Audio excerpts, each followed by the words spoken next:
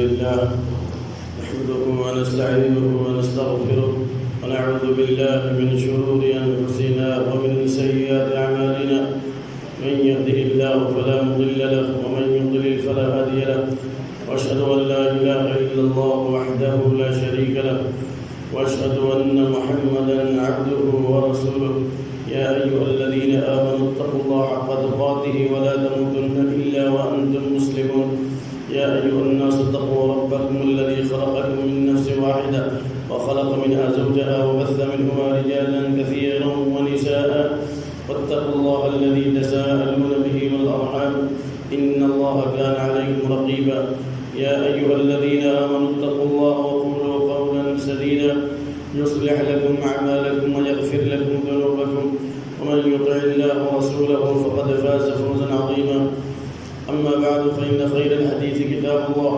وخير الهدي هدي محمد صلى الله عليه وسلم وشر الأمور محدثاتها وكل محدثة بدعة وكل بدعة ضلالة وكل ضلالة في النار.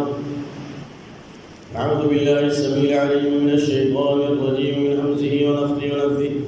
حميم والكتاب المبين إنا أنزلناه في ليلة مباركة إنا كنا منذرين فيها يفرق كل أمر حكيم أمرا من عندنا إنا كنا مرسلين. وقال تعالى بسم الله الرحمن الرحيم إنا أنزلناه في ليلة القدر وما أدراك ما ليلة القدر ليلة القدر خير من 1000 شهر تنزل الملائكة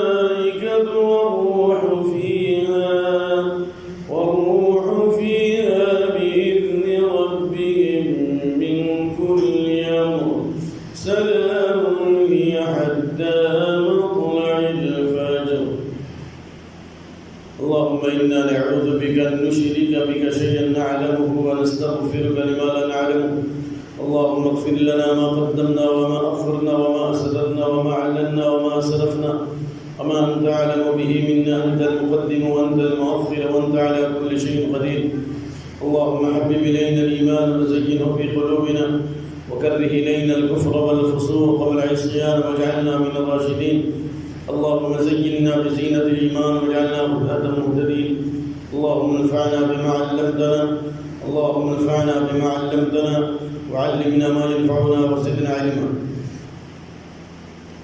رمضان کے قیمتی لمحات ہمارے سروں سے رخصت ہو رہے ہیں اور قریب ہم 2 عشرہ مکمل کر کے تیسرے عشرے میں داخل ہونے والے ہیں. اللہ رب العالمین نے جن لوگوں کو اس لاک ڈاؤن میں بھی نماز اور ذکر دعا استغفار صدقہ اور خیرات مریضوں کی عادت جنازے کی حاضری غریبوں اور بے کسوں کی مدد اور دیگر نیک اعمال کی توفیق بخشی بڑے ہی خوش نصیب ہیں. اس لیے کہ اللہ تعالیٰ دنیا اپنے دوستوں کو بھی دیتا ہے اور دشمنوں کو بھی، لیکن ایمان قرآن کی عظمت عبادت کی لذت اللہ تعالیٰ اسے دیتا ہے جس سے اللہ تعالیٰ محبت کرتا ہے. اس لیے ہر ایمان والے کو چاہیے کہ خیر کی طرف سبقت کرے اور برائیوں سے باز آئے. کیا یہ آخری عشرہ جو ہمارے سروں پر سایہ فقط ہونے والا ہے، کیا ان 10 راتوں میں اللہ کے نبی صلی اللہ علیہ وسلم پوری رات عبادت نہیں کرتے تھے؟ کیا آپ اپنے گھر والوں کو نہیں جگاتے تھے؟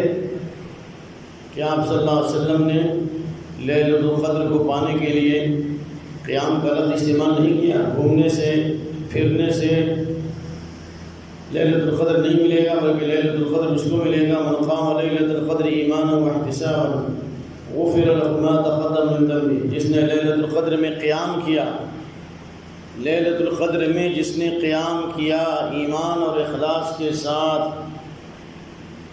اس کے پچھلے گناہ معاف ہوں گے. اس میں اشارہ ہے کہ سب سے عظیم عبادت جو لیلۃ القدر کی ہے وہ قیام کی، اور ہمارا قیام 20 منٹ والا 25 منٹ والا یہ لیلۃ القدر والا قیام نہیں ہے.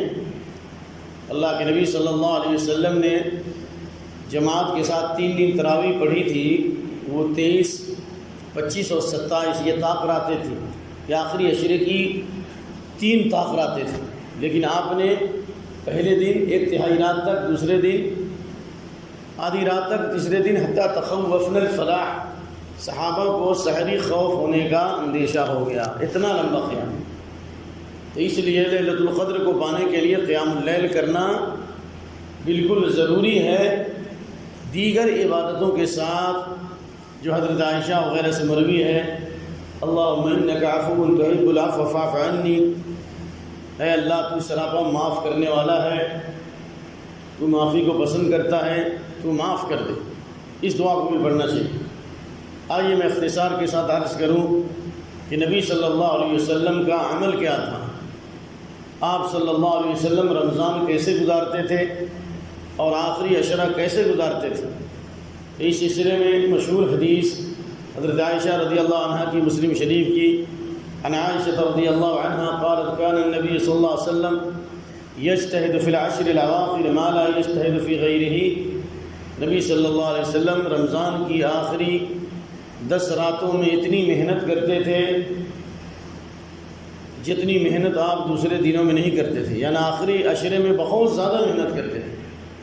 اور کس طرح محنت کرتے تھے، جس کا ذکر بخاری مسلم کی اس حدیث میں ہے، کان النبی صلی اللہ علیہ وسلم اذا دخل العشر شد المئزر واحیا لیلا وایقظا، یعنی جب آخری عشرہ داخل ہو جاتا تو آپ اپنی کمر کس لیتے تھے، یعنی بیویوں سے الگ ہو جاتے تھے، اور آپ صلی اللہ علیہ وسلم راتوں کو زندہ کرتے تھے، یعنی خود بھی جگتے تھے اور اپنے بچوں کو بھی، اپنے گھر والوں کو بھی جگایا کرتے تھے، اور پھر ایقظ اہلہ، اپنے گھر والوں کو جگاتے اور پوری رات بیدار ہوتے اور بیداری فرماتے۔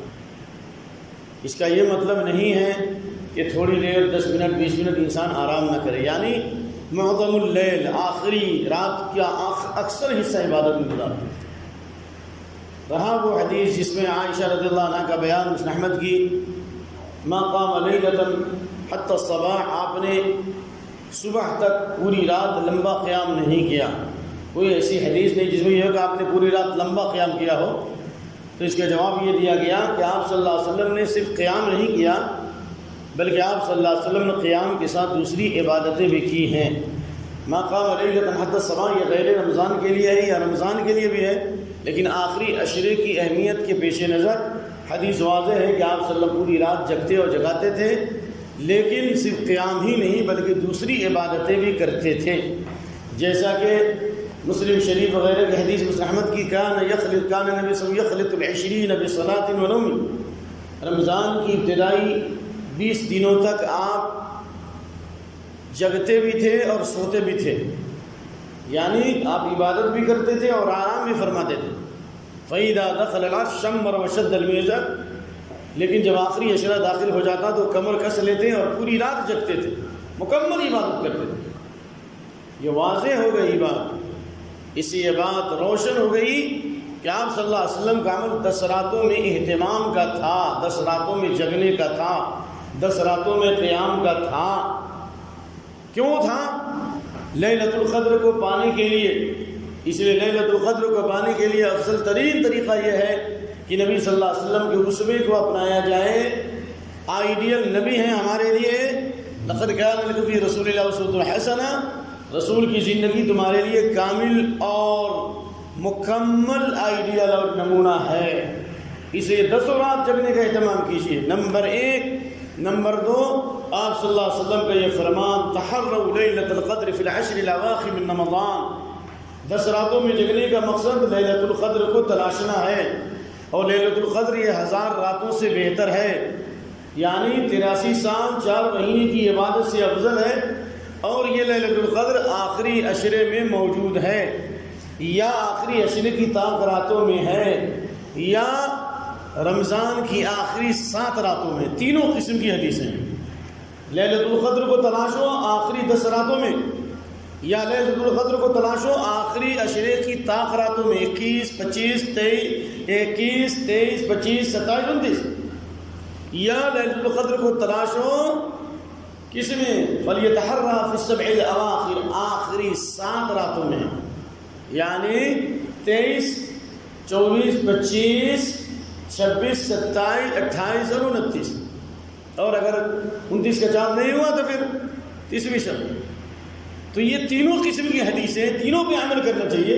صرف ایک کو لے لینا، دوسرے کو چھوڑ دینا، دوسرے کو لے کے تیسرے کو چھوڑ دینا، یہ عدل اور انصاف کے خلاف۔ اس لیے اہل علم کی راجح بات جو سمجھ میں آتی وہ یہ ہے کہ لیلۃ القدر آخری عشرے کی طاق راتوں میں سے ایک رات میں ہے انشاءاللہ، لیکن آپ صلی اللہ علیہ وسلم کا عمل تھا 10 رات جگنے کا، اور آپ نے فرمایا 10 راتوں میں سے 10 راتوں میں لیلۃ القدر کو تلاشو، اگر 10 رات میں نہیں آ سکے تو آپ نے فرمایا کہ فَلْيَتَحَرَّى فِي السَّبْعِ الْأَوَاخِرِ، 7 راتوں میں تلاشو، یعنی 23 سے لے کر 29 تک، اور اگر لگاتار 23 سے لے کر 29 تک نہیں جا سکے تو بھائی 21 سے لے کر 29 تک طاق راتوں میں تلاشو۔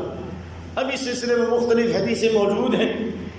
حضرت ابو سعید خدری والی جو حدیث ہے جس میں ہے کہ اللہ کے نبی صلی اللہ علیہ وسلم نے اعتکاف فرمایا عشر اول کا، پھر آپ نے اعتکف العشر الاوسط یلتمس لیلۃ القدر، دوسرے عشرے کا اعتکاف فرمایا، پھر آپ نے فرمایا مجھے کہا گیا ہے کہ انہا فی العشر الاواخر، آخری عشرے میں طاق رات ہے، آخری عشرے کے اندر لیلۃ القدر ہے، اس لیے آپ نے آخری عشرے کا اعتکاف کیا لیلۃ القدر کو پانے کے لیے۔ اور اس میں یہ ذکر ہے کہ آپ صلی اللہ علیہ وسلم نے فرمایا مجھے دکھلایا گیا لیلۃ القدر کو اسجد فی ماء وطین، مٹی اور پانی میں سجدہ کر رہا ہوں، یعنی کیچڑ اور پانی میں سجدہ کر رہا ہوں، یعنی اس کی علامت بتائی گئی، اور بھی علامتیں ہیں، ان میں سے ایک علامت یہ کہ میں سجدہ کر رہا ہوں کیچڑ اور پانی میں۔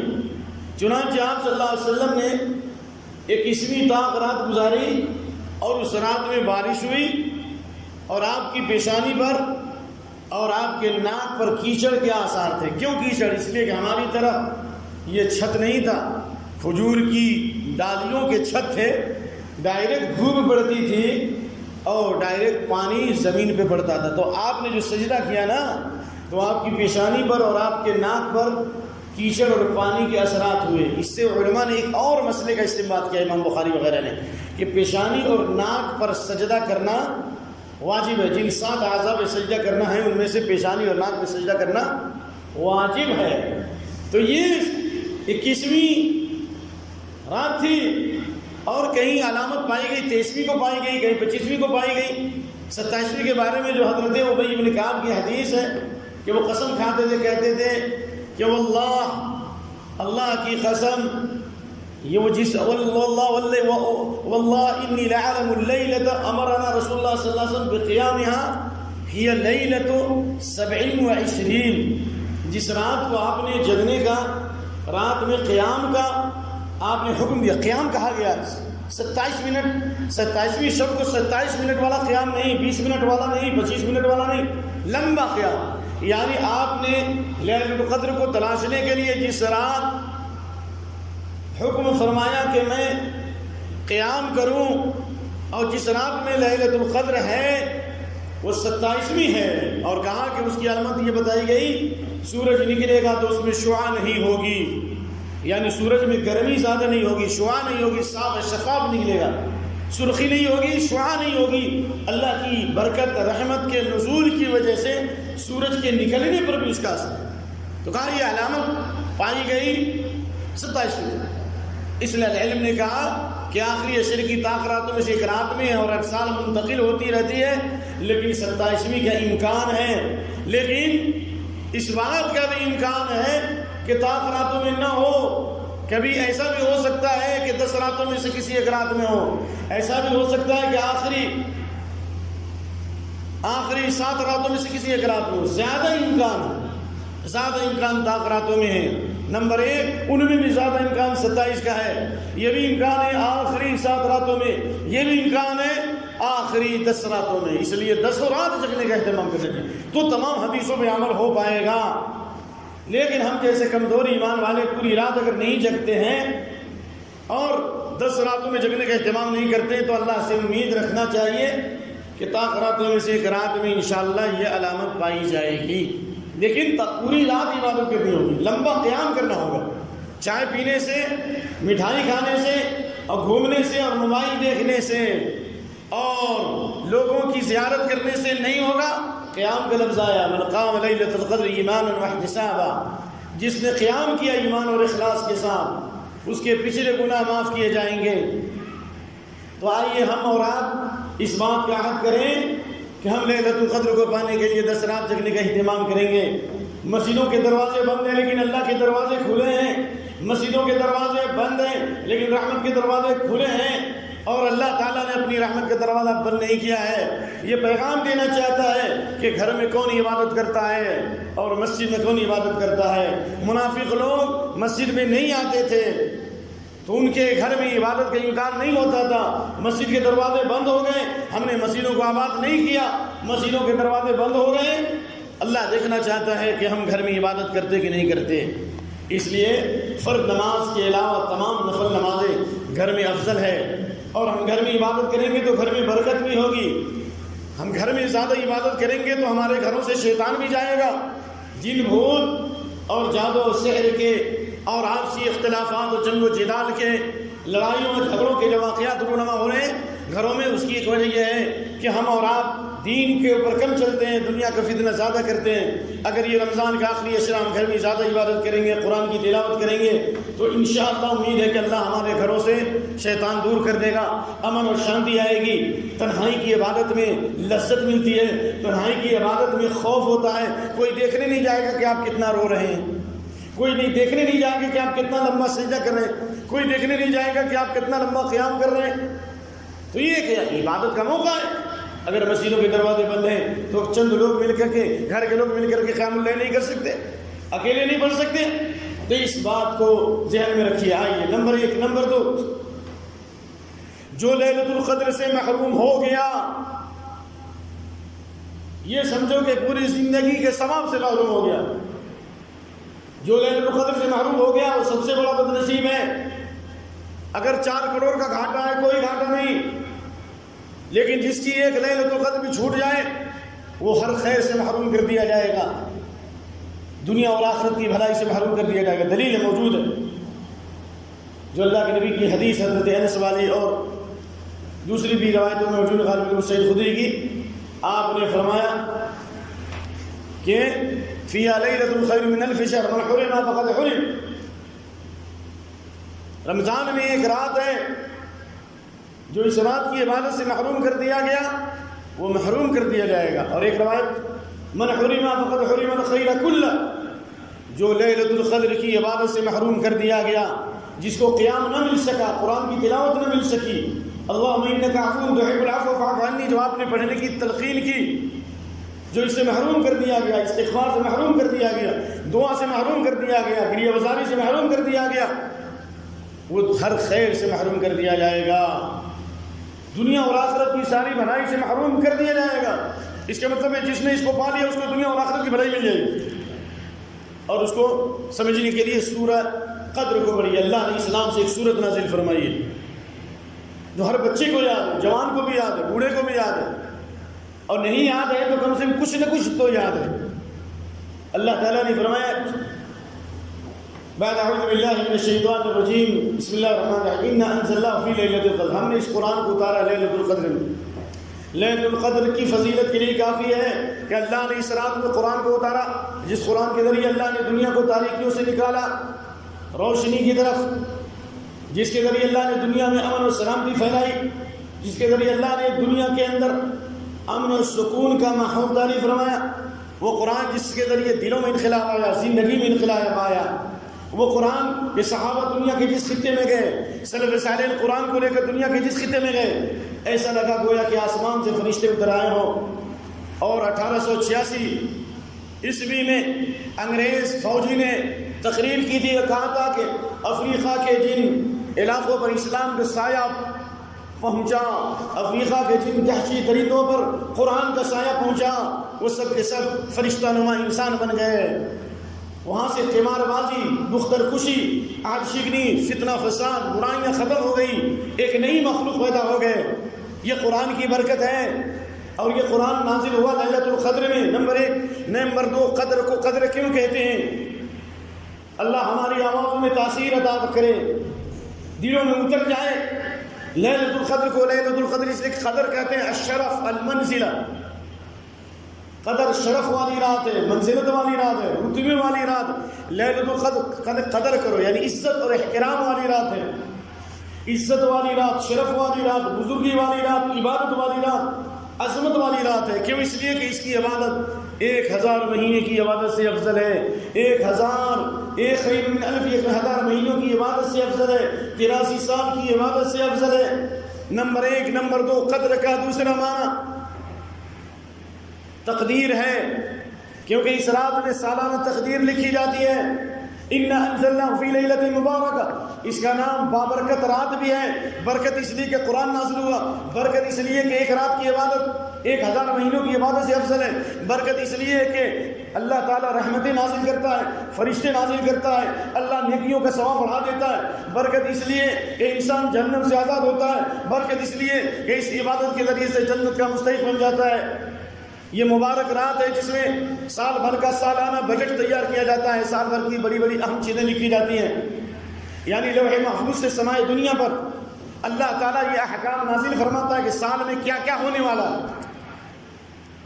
اب جیسے ہمارے بہت سارے دوست اس سال نہیں ہیں، ابھی کچھ بیمار ہیں، اللہ اسماء حسنى صفات علی سے یا رحمان یا رحیم یا ودود یا ذا العرش المجید یا فعال لما یرید یا من هو القادر على كل شيء۔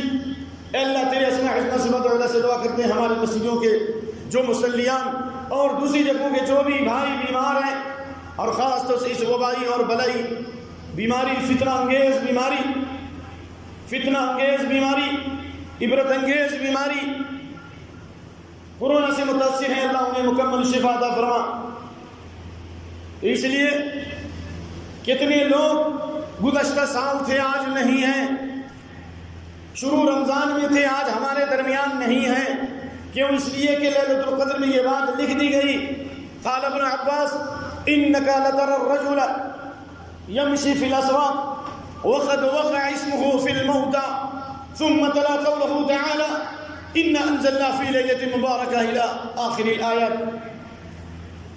حضرت ابن عباس نے کہا ایک آدمی کو مارکیٹ میں بازار میں دیکھتے وہ خرید و فروخت کرتا ہے، تمہارے ساتھ دکان میں سامان بیچ رہا ہے، کسی بنی کے اوپر ہے، سامان بیچ رہا ہے، خرید رہا ہے، بازار میں چال پال کر رہا ہے، حالانکہ اس کا نام مردوں کی لسٹ میں آ چکا ہے، اس کا نام مردوں کی لسٹ میں، فہرست میں آ گیا کہ آنے والے سال سے پہلے پہلے وہ دنیا سے چل بسے گا۔ یہ تقدیر لکھی جاتی ہے لیلۃ القدر میں، تو قدر کے معنی تقدیر۔ تیسری وجہ لیلۃ القدر کو قدر کہتے ہیں، قدر معنی تنگ ہو جانا۔ فنادى في الظلمات وظنوا إذ ذهب مغاضبا فظن أن لن نقدر عليه فنادى في الظلمات۔ جس طرح حضرت یونس علیہ السلام مچھلی کے پیٹ میں ڈالے گئے اور ان کا خیال تھا کہ اللہ ان کو تنگی میں مبتلا نہیں کرے گا، اللہ ان کے اوپر زندگی تنگ نہیں کرے گا، یہ معنی مفسر نے راجح قول بتایا۔ تو قدر کا معنی تنگ ہونا۔ اس رات میں فرشتے جبریل امین اور اللہ تعالیٰ کے مقرب فرشتے اس تعداد میں نازل ہوتے ہیں کہ زمین تنگ ہو جاتی ہے، پوری زمین تنگ ہو جاتی ہے فرشتوں کے نزول سے، اس لیے اس کو کہا گیا قدر کہا گیا۔ تو قدر کیوں کہا گیا؟ شرف والی رات۔ نمبر 2 قدر کہا گیا تقدیر لکھی جاتی ہے۔ نمبر 3 قدر کہا گیا اس لیے کہ اتنے فرشتے نازل ہوتے ہیں کہ زمین تنگ ہو جاتی ہے۔ ان انزلنا فی لیلۃ القدر وما ادراک ما لیلۃ القدر، تمہیں معلوم ہے لیلۃ القدر کیا ہے؟ سفیان ثوری محدث کبیر کہتے ہیں کہ اللہ نے قرآن میں جہاں کہیں وما ادراک کا لفظ کہا ہے، اس سے اس کی اہمیت کو بتانا مقصود ہے، اور اللہ تعالیٰ خود اس کا جواب دے رہا ہے، القاریہ ما القاریہ وما ادراک ما القاریہ یوم یکون الناس کالفراش المبثوث الحاقہ ما الحاقہ وما ادراک ما الحاقہ۔ تجھے معلوم ہے حق کیا ہے، تجھے معلوم ہے قاریہ کیا ہے، ہولناک چیز کیا ہے؟ اللہ پھر اس کا جواب دے رہا ہے۔ تو اللہ نے کہا یہ قدر کی رات تجھے معلوم ہے کیا ہے؟ اللہ نے کہا لیلۃ القدر خیر من الف شہر، یہ 1000 مہینے کی عبادت سے افضل ہے، اس کی اہمیت اور فضیلت کے لیے کافی۔ نمبر 3 تنزل الملائکۃ والروح، فرشتے نازل ہوتے ہیں. اس عام فرشتوں کے علاوہ اسپیشل فرشتے نازل ہوتے ہیں. کیوں نازل ہوتے ہیں؟ ان کا کام کیا ہے؟ فرشتے دعا کرتے ہیں. کن کے لیے؟ ایمان والوں کے لیے. اور خاص طور سے اللہ کے مقرب فرشتے جو اللہ کے عرش کو اٹھائے ہوئے ہیں اور اللہ کے عرش کے ارد گرد وہ بھی دعا کرتے ہیں. کن کے لیے؟ ایمان والوں کے لیے. فاغفر للذین تابوا، جنہوں نے توبہ کیا، واتبعوا سبیلک، جنہوں نے تیرے راستے کی پیروی کی. اے اللہ ان کی مغفرت فرما، انہیں جہنم کے عذاب سے بچا لے.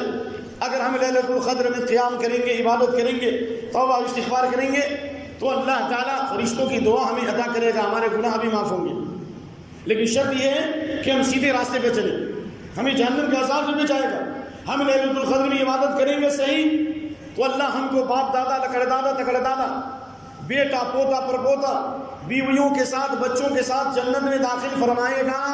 دلیل ربنا وادخلهم جنات عدن التي وعدتهم ومن صلح من آبائهم وازواجهم وذرياتهم. اور اللہ نے فرمایا ربنا وادخلهم جنات عدن التي وعدتهم ومن صلح من آبائهم وازواجهم وذرياتهم انك انت العزيز وقهم السيئات.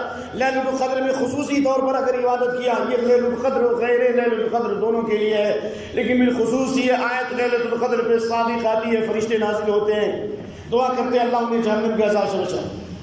اگر ہم جھکیں گے، عبادت کریں گے، فرشتے کی دعا ملے گی، اللہ ہمیں جہنم سے بچائے. اس لیے تنزل الملائکۃ والروح فیہا بإذن ربہم، یہ فرشتے نازل ہوتے ہیں، اللہ کے حکم سے نازل ہوتے ہیں، ہر حکم کو لے کر، خیر اور بھلائی کو لے کر. سلام، سلامتی والی رات ہے. سلامتی والی رات کیوں؟ اس لیے کہ نمبر 1 سلامتی اس لیے کہ اللہ جہنم سے آزاد کرتا ہے. نمبر 2 خیر نازل ہوتا ہے. نمبر 3 فرشتے نازل ہوتے ہیں. نمبر 4 سلامتی والی رات یعنی عذاب اور ہلاکت اور بربادی سے اللہ اس رات لوگوں کو بچاتا ہے. سلام و سلامتی ہے، اللہ کا نام السلام ہے اور اسی سے سلامتی ہے. تو السلام ہے، وہ سلامتی نازل کر رہے ہیں لیلۃ القدر میں. تو کیا اللہ کی سلامتی جب نازل ہوگی تو کورونا رہے گا؟ اللہ کی سلامتی رہے گی تو دشمنوں کا تسلط ہوگا؟ اللہ کی سلامتی ہوگی لوگ کورونا کے نام پر لوگوں کو ذبح کریں گے؟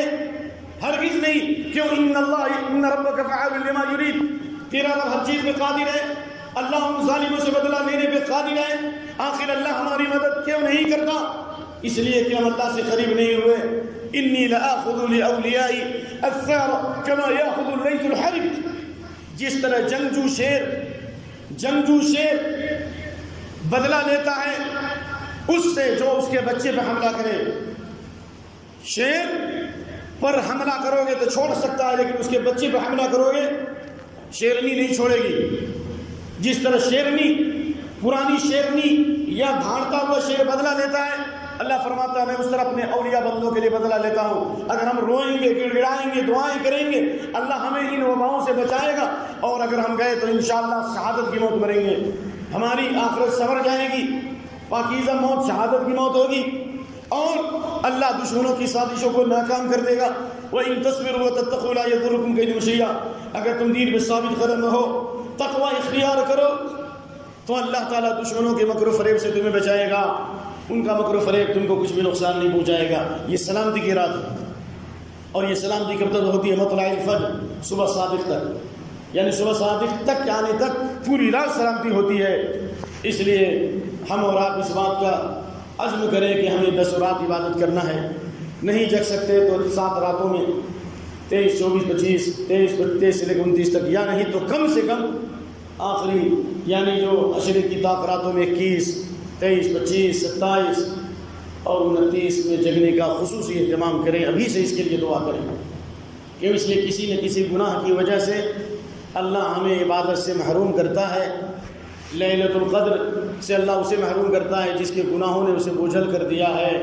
اللہ کے نبی نکلے بتانے کے لیے لیلۃ القدر کب ہوگا، ہے نا، حدیث بخاری وغیرہ میں.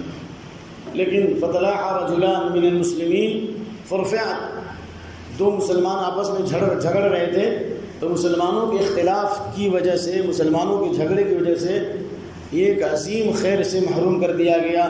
2 مسلمانوں کے اختلاف کا اثر پوری امت پہ ہو گیا. 2 مسلمان جھگڑ رہے تھے، اس کا نقصان کس کو ہوا؟ پوری امت کو ہوا کہ نہیں؟ قیامت تک نہیں ہوا. دو مسلمانوں کے اختلاف سے لے لو تو اٹھا لیا گیا، نہیں تو معلوم ہو جاتا کس نام۔ لیکن اس میں اللہ کی حکمت ہے تاکہ سست کون ہے اور چست کون ہے، عبادت گزار کون ہے اور کاہل کون ہے پتہ چلے۔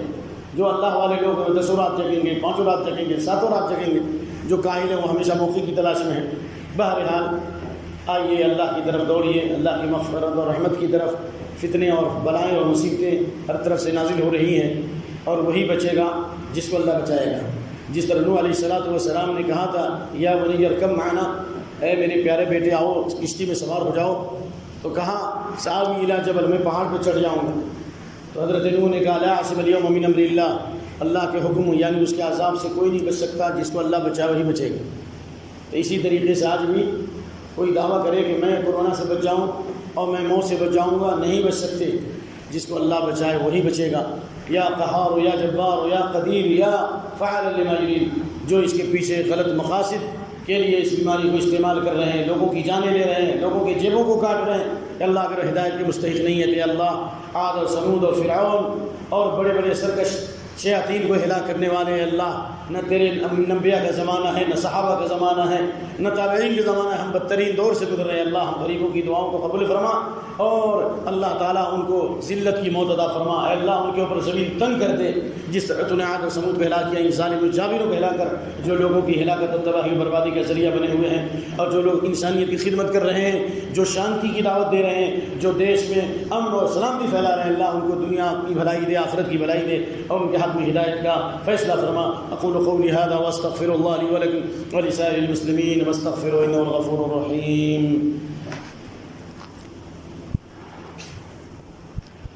الحمد للہ وحدہ والصلاة والسلام علی من لا نبی بعدہ۔ چند جملے زکوٰۃ سے متعلق۔ آپ جانتے ہیں کہ زکوٰۃ یہ اسلام کا تیسرا رکن ہے۔ پہلا رکن لا الہ الا اللہ محمد رسول اللہ کی گواہی دینا، دوسرا رکن نماز قائم کرنا یعنی 5 وقت نماز کی پابندی کرنا وقت پر جماعت کے ساتھ، اور تیسرا زکوٰۃ دینا، چوتھا رمضان کے روزے رکھنا، 5واں حج کرنا۔ زکوٰۃ یہ مال میں ہے، اور مال میں زکوٰۃ کا مطلب یہ کہ 4 قسم کے مالوں میں زکوٰۃ ہے۔ ایک وہ جو زمین سے نکلتے ہیں الحبوب والثمار، جو غلہ نکلتا ہے، غلے کی زکوٰۃ اس کا حکم الگ ہے۔ جو الابل والبقر والغنم، گائے بیل بھینس، گائے پر قیاس کیا بھینس کو بھی، یعنی بھینس کی بھی زکوٰۃ ہے فقہا کے قول میں۔ گائے اور اونٹ اور بکری، اس کی زکوٰۃ کا نصاب الگ ہے۔ اور تیسرا جو ہے سونا اور چاندی، اس کی زکوٰۃ الگ ہے۔ اور چوتھا تجارت میں جو فائدہ ہو۔ اب ظاہر ممبر پہ تو نہیں بتایا جا سکتا، لیکن اختصار سے بتایا جائے کہ زکوٰۃ جو آدمی دے گا اس کا مال پاک ہوگا، زکوٰۃ دے گا تو اس کا مال سیف ہوگا، زکوٰۃ دے گا تو اللہ بلاؤں سے بچائے گا۔ حسنوا اموالکم بالزکاۃ، مالوں کی حفاظت زکوٰۃ کے ذریعے کرو، یعنی زکوٰۃ نہ دینے سے مال محفوظ نہیں ہوگا، اور صدقہ دینے سے مال بھی پاک ہوتا ہے۔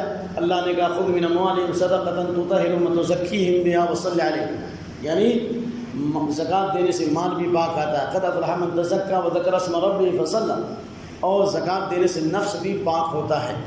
لیکن اس سلسلے میں عرض یہ ہے، سونے کی زکوٰۃ کی مقدار جو حدیث ہے سنن وغیرہ کی، ابو داؤد وغیرہ کی حدیث ہے، آپ نے فرمایا حتیٰ یکون 20 مثقالا، 20 مثقال کا مطلب ہوا 20 مثقال سے کم میں زکوٰۃ ہے۔ 20 مثقال میں 20 مثقال یعنی یہ کہا جائے اہل علم کی تحقیق میں 85 گرام سونا، بعد میں 84 کا، بعد میں 85 کا، بعد میں 74 75 کا، لیکن معتمد قول جو کبار علماء کی تحقیق میں 85 گرام سونا جس کے اوپر ہے، اس کے اوپر 2.5% زکوٰۃ ہے۔ سونا کاٹ کے زکوٰۃ نہیں دیجیے گا۔ جب 85 گرام اگر آپ کے پاس سونا ہے تو مارکیٹ میں اس کی قیمت کا اندازہ لگا لیجئے، اور اس کے مطابق 2.5% زکوٰۃ دیجیے، یعنی ہر 100 میں 2.5 روپیہ۔ واضح ہے بات ہے نا؟ 1 لاکھ میں 2.5 لاکھ، تو بہرحال یہ شریعت کا نصاب ہے۔ چاندی کے اندر اللہ کے نبی کی حدیث لیس فیما دون 5 اواق من الصدقہ، لیس فیما دون 5 اواق، یعنی 5 اوقیہ سے کم میں زکوٰۃ نہیں ہے۔ 5 اوقیہ یعنی 1 اوقیہ 40 درہم کا ہوتا ہے، تو 5 اوقیہ کا مقدار جو 595 گرام چاندی، 595 گرام چاندی جس کے پاس ہے وہ 2.5% زکوٰۃ دے گا، یعنی ہر 100 میں 2.5 روپیہ، یا چاندی اور سونا ملا کے اگر نصاب کو پہنچ رہا ہے تو بھی اہل علم نے کہا کہ چاندی اور سونا ملا کر بھی زکوٰۃ دی جائے گی، لیکن یہ مسئلہ ابھی تک تحقیق کا محتاج ہے، اللہ اعلم۔ میں نے جو سمجھا وہ یہ ہے کہ سونے کا نصاب الگ ہے، چاندی کا نصاب الگ ہے۔ سونا اگر نصاب کو پہنچ رہا تو اس کی زکوٰۃ ہوگی، اور چاندی پہنچ رہا تو اس کی زکوٰۃ ہوگی۔ اور سونے اور چاندی پر قیاس کیا ہے کس کو؟ ہمارے جو پیسے ہیں، بیلنس بینک میں جو پیسہ ہے، تجارت کا جو سامان ہے، اور ہمارے پاس لکوڈ جو پیسہ ہے، تو یہ چاہے تجارت کی شکل میں ہو یا آپ کے پاس لکوڈ پیسہ ہو یا بینک میں جمع ہو، سب پہ زکوٰۃ دینا ہے۔ یا ایھا الذین آمنوا انفقوا من طیبات ما کسبتم ومما اخرجنا لکم من الارض، زمین کی پیداوار پر بھی دو، جو کچھ تم نے کمایا ہے، کہاں یعنی تجارت۔ سلف کی تفسیر ہے کہ تجارت کے اندر بھی زکوٰۃ ہے، اگرچہ اس سلسلے میں حدیث علامہ البانی ضعیف کہتے ہیں، لیکن معنی صحیح علماء نے اس کی توثیق کی۔ امرنا رسول اللہ صلی اللہ علیہ وسلم نخرج الزکاۃ مما نعده للبیع، جو سامان خرید و فروخت کے لیے ہے اس پر بھی زکوٰۃ ہے۔ تو اس کا مطلب ہے کہ جو زمین گھر بنانے کے لیے اس پر زکوٰۃ نہیں ہے، جو زراعت کے لیے ہے اس پہ زکوٰۃ نہیں، جو پیداوار ہوگی اس پہ زکوٰۃ ہوگی، جو بلڈنگ ہے اس پہ زکوٰۃ نہیں ہوگی، لیکن اس سے جو فائدہ آئے گا، جو پیسہ آئے گا سال گزرنے کے بعد، جو بیلنس بچے گا اس پہ زکوٰۃ ہے۔ جو ختم ہو گیا اس پہ نہیں، جو بچے گا۔ اسی طریقے سے ایک انسان کے پاس 5 لاکھ ہے، 10 لاکھ روپیہ ہے، اور اس کے اوپر 5 لاکھ قرضہ ہے، تو اسے چاہیے کہ دیکھے کہ اس کے اوپر زکوٰۃ رمضان میں اگر فرض ہے، رمضان آنے سے پہلے وہ قرضہ 5 لاکھ ادا کر دے۔ اگر رمضان آنے سے پہلے 5 لاکھ قرضہ ادا نہیں کیا اور اس کے پاس رقم 10 لاکھ بچتی ہے، تو حضرت عثمان بن عفان رضی اللہ عنہ کے فتوے کی روشنی میں اسے 10 لاکھ کی زکوٰۃ دینی ہوگی۔ یہ بہانہ نہیں چلے گا کہ قرضہ ہے تو ادا کیوں نہیں کرتا، تم روکے بھی ہوا ہے، کہہ رہا ہم زکوٰۃ بھی نہیں دیں گے، تو یہ بات نہیں ہو سکتی۔ یا تو پہلے زکوٰۃ سے پہلے قرضہ ادا کر دو، جتنا مال بچے گا اس میں زکوٰۃ ہے، اور آپ قرضہ بھی نہیں ادا کرتے اور اس سے فائدہ بھی اٹھا رہے ہیں اور مال بھی بڑھا رہے ہیں، تو اس میں زکوٰۃ دینی پڑے گی۔ تو خلاصہ کلام یہ ہوا کہ جو لوگ سامان تجارت ہے، اس کی بڑی لمبی چوڑی تفصیل میرے موبائل میں ہے، کوئی رابطہ کرے کہ کچھ مال آپ کے پاس بچا ہوا ہے، کچھ آپ نے بینک میں دیا ہے، کچھ مال آپ کا ڈوب گیا، ظاہر ہم لوگوں نے بتا تو نہیں سکتے نا۔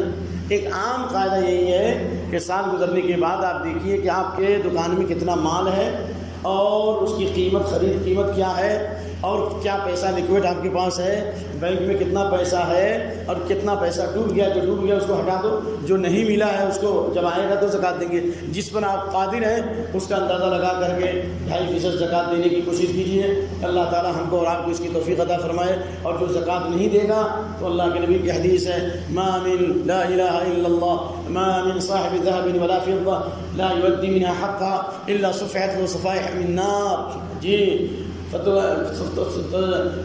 عليها في نار جهنم فيقوى بها جنبه وجبينه وظهره في يوم كان مقداره 50,000 سنة كلما برد عيدت، او كما قال علیہ الصلوۃ والسلام۔ جو بھی سونا چاندی یا سونے چاندی کے قائم مقام کوئی بھی مال رکھنے والا ہے، اگر وہ اس کا حق نہیں دیتا، زکوٰۃ نہیں دیتا، تو قیامت کے دن میدان محشر میں جو دن 50,000 سال کا ہوگا، اس کے مال کو، اس کے سونے اور چاندی کو، پیسے کو بھی انشاءاللہ جو حدیث کی روشنی میں اس کو جہنم کی آگ کی تختیاں بنائی جائیں گی اور اس کو جہنم کی آگ میں تپایا جائے گا، اور اس سے اس کی پیشانی کو داغا جائے گا، اس کے پہلو کو داغا جائے گا، اس کی پیٹھ کو داغا جائے گا۔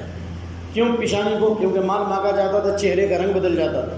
پہلو اس لیے کہ آدمی بھاگتا تھا، اور پیٹھ کو اس لیے کہ انسان بھاگتا تھا پیٹھ پھیر کر۔ تو آج بھی دیکھ لیے مدرسے بند ہیں اور لوگوں نے زکوٰۃوں کو روک لیا، لوگوں مدرسے کو نہیں دے رہے ہیں، یہ کہتے ہوئے کہ ہمارے پاس پیسہ نہیں ہے۔ پیسہ نہیں ہے تو کھاتا کیسے؟ پیسہ نہیں تو کاروبار کیسے ہے؟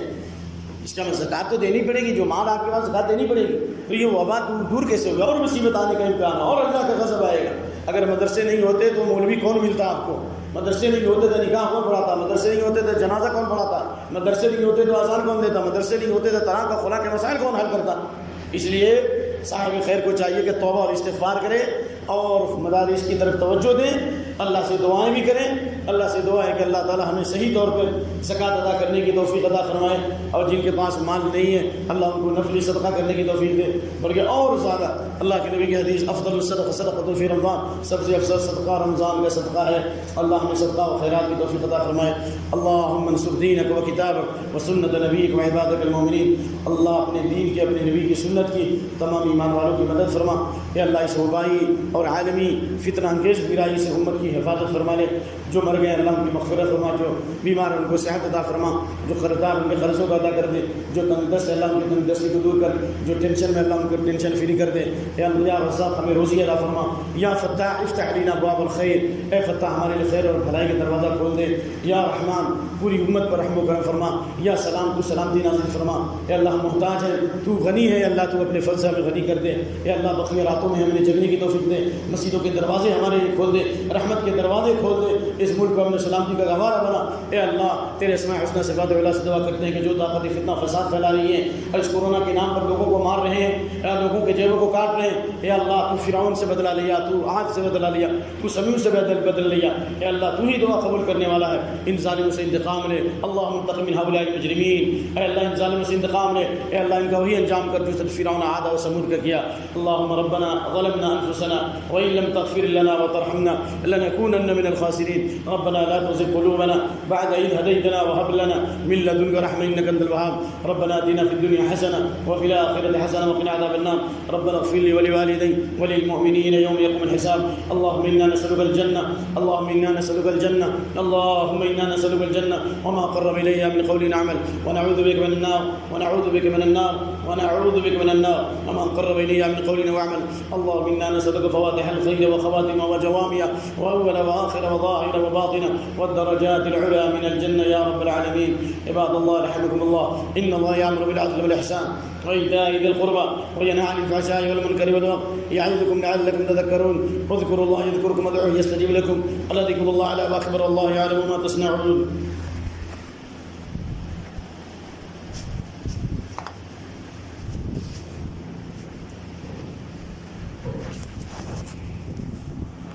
الله أكبر الله أكبر، أشهد أن لا إله إلا الله، أشهد أن محمدا رسول الله، حي على الصلاة، حي على الفلاح، قد قامت الصلاة، قد قامت الصلاة، الله أكبر الله أكبر، لا إله إلا الله۔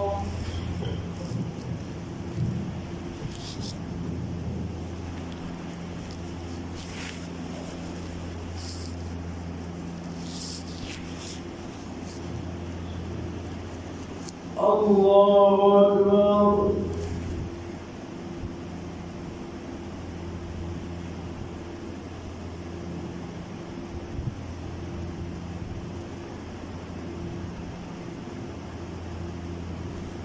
الحمد لله رب العالمين،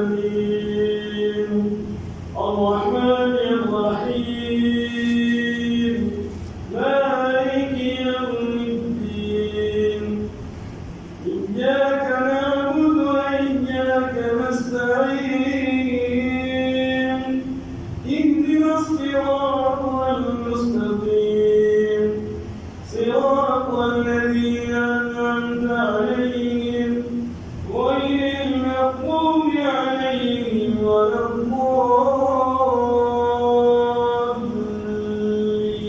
الضالين، آمين۔ سبح اسم ربك الأعلى، الذي خلق فسوى، والذي قدر فهدى، والذي أخرج المرعى فجعله غثاء نحوا، سنقرئك فلا تنسى إلا ما شاء الله، إنه يعلم الجهر وما يخفى، ونيسرك لليسرى، فذكر إن نفعت الذكرى، سيذكر من يخشى ويتجنبها الأشقى، الذي يصلى النار الكبرى، ثم لا ولا يحيا قد أفلح من تزكى وذكر اسم ربه فصلى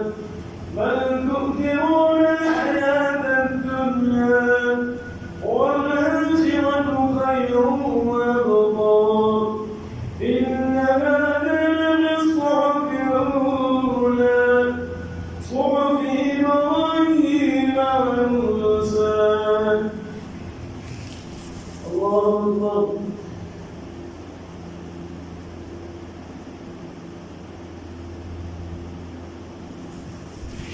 سمع الله لمن حمده. الله أكبر.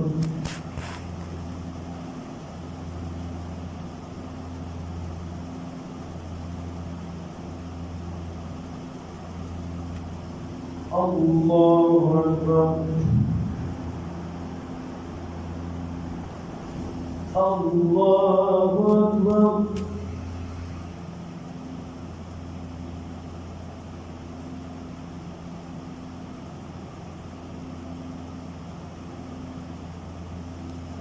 الله أكبر. الحمد لله رب العالمين الرحمن الرحيم مالك يوم الدين إياك نعبد وإياك نستعين اهدنا الصراط المستقيم صراط الذين أنعمت عليهم غير المغضوب عليهم ولا الضالين آمين.